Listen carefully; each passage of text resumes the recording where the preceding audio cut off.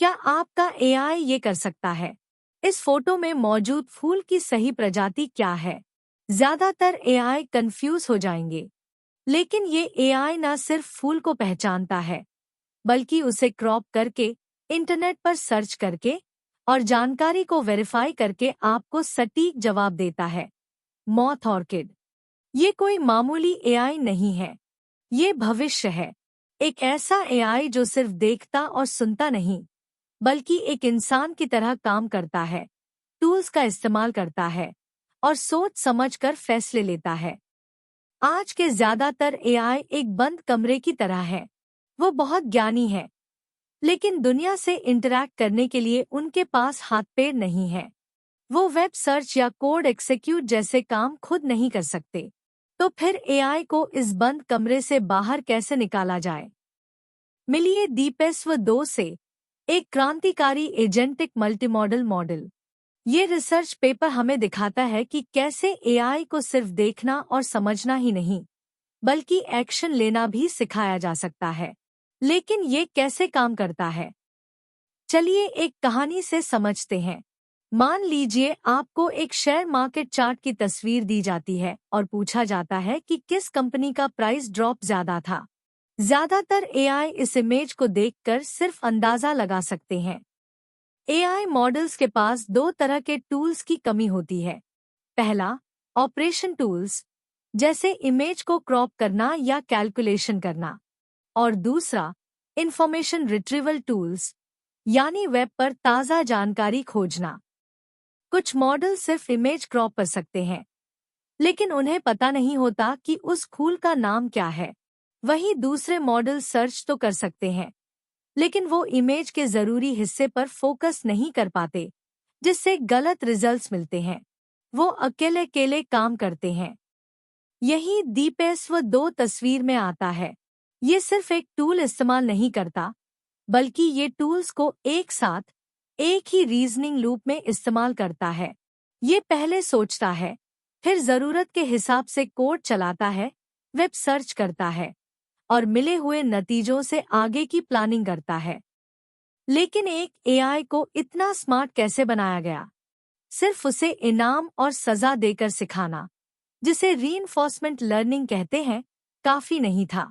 शुरुआती एक्सपेरिमेंट्स में एआई ने या तो खराब कोड लिखा या फिर टूल्स का इस्तेमाल करना ही छोड़ दिया। ये एक बड़ी चुनौती थी। इसका हल था एक 2 stage training pipeline. Stage 1, call start. ये स्कूल जाने जैसा है। एआई को पहले हाई क्वालिटी डेटासेट से सिखाया गया कि टूल्स का सही इस्तेमाल कैसे करते हैं। उसे हजारों उदाहरण दिखाए गए। Stage 2, agentic reinforcement learning. School के बाद अब प्रैक्टिकल एग्जाम का समय था। एआई को असली दुनिया की मुश्किल प्रॉब्लम्स को सॉल्व करने के लिए छोड़ दिया गया।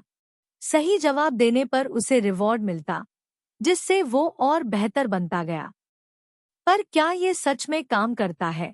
इसे साबित करने के लिए रिसर्चर्स ने एक नया और बहुत मुश्किल बेंचमार्क बनाया, रियल्क्स बेंच। ये एआई के लिए ओलंपिक्स जैसा है, जहां उसे सिर्फ एक नहीं, बल्कि परसेप्शन, रीजनिंग और सर्च, तीनों स्किल्स को एक साथ इस्तेमाल करना होता है।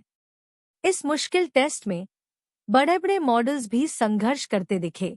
इंसानी परफॉर्मेंस 70% थी, जबकि सबसे अच्छा प्रोप्राइटरी मॉडल भी सिर्फ 46% तक ही पहुंच पाया। एक बड़ा गैप था। और फिर आया दीपेस्व 2 का रिजल्ट। इसने दूसरे ओपन सोर्स मॉडल्स को काफी पीछे छोड़ दिया, खासकर उन सवालों में जहां तीनों स्किल्स की जरूरत थी। इसने साबित कर दिया कि टूल्स को सही तरीके से इंटीग्रेट करने की इसकी क्षमता बेजोड़ है। ये सिर्फ नंबर्स की बात नहीं है, ये एआई के विकास में एक बड़ा कदम है।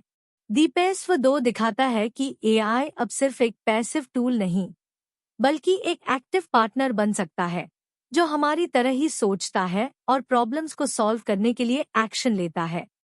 और सबसे दिलचस्प बात, ट्रेनिंग के बाद दीपेस्व 2 और भी स्मार्ट हो गया। उसने सीखा कि कब टूल्स का इस्तेमाल करना है और कब नहीं। आसान सवालों के लिए वो सीधा जवाब देता, और मुश्किल सवालों के लिए ही अपने टूल्स का इस्तेमाल करता। इसे कहते हैं एडाप्टिव थिंकिंग। DPSV2 जैसे एजेंटिक एआई हमारे भविष्य को बदल सकते हैं। सोचिए, एक ऐसा पर्सनल असिस्टेंट जो आपके लिए रिसर्च कर सकता है, डेटा एनालाइज कर सकता है और आपकी हर मुश्किल में मदद कर सकता है। आप इस टेक्नोलॉजी से कौन सी प्रॉब्लम सॉल्व करना चाहेंगे? नीचे कमेंट्स में बताएं। एआई की दुनिया की ऐसी ही दिलचस्प कहानियों के लिए हमारे चैनल को सब्सक्राइब करें, इस वीडियो को लाइक करें और इसे अपने दोस्तों के साथ शेयर करें। ज्ञान बांटने से बढ़ता है।